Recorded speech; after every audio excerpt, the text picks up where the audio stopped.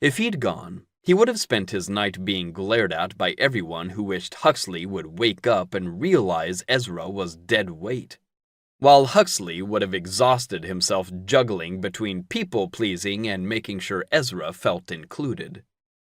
He could think of better ways to spend his night. The bottle in his hand, for one.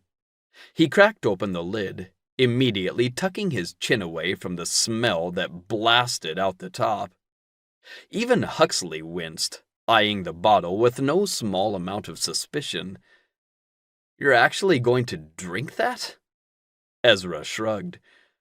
"Why not? It was a gift." Huxley gave him that same glower from earlier. "You didn't have to accept it. I know Sai is my coworker, but you don't have to be nice to him because of that."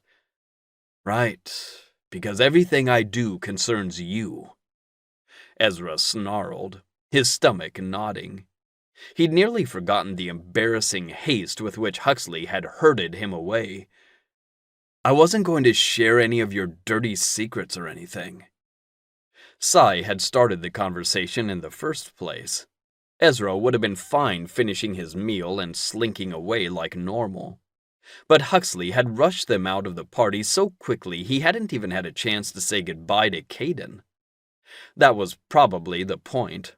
Huxley couldn't risk the possibility of Ezra embarrassing him while he went off to play the part of the city's golden boy. But while that was all clear to Ezra, Huxley looked downright flummoxed. "That isn't... He has unintended." What the hell did that mean? "And?" Ezra tipped the bottle back, the liquor barely going down before he started to cough. The rumors about him swirling around town were varied, but talking about Ezra's certain skankiness was a fan favorite. He never thought Huxley believed that, but now that he seemed he did, Ezra wanted no part in settling that concern. "Why would that matter to me?" He sputtered and wiped his chin, the Paulinka hitting harder than he'd anticipated.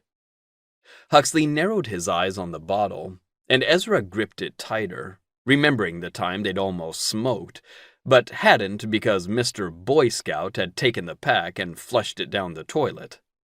Ezra was convinced any honor he'd gained from making good choices was entirely Huxley's doing. The werewolf might as well have tattooed "do the right thing" on his forehead. He was preternaturally good as well as freakishly strong, a fact he demonstrated, plucking the bottle from Ezra's iron-tight grip like he was picking lint from a sweater.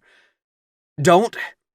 Instead of pouring it out, Huxley wrapped his lips around the bottle and tipped it back. He swallowed and let out a noise that sounded like a dragon with a sore throat.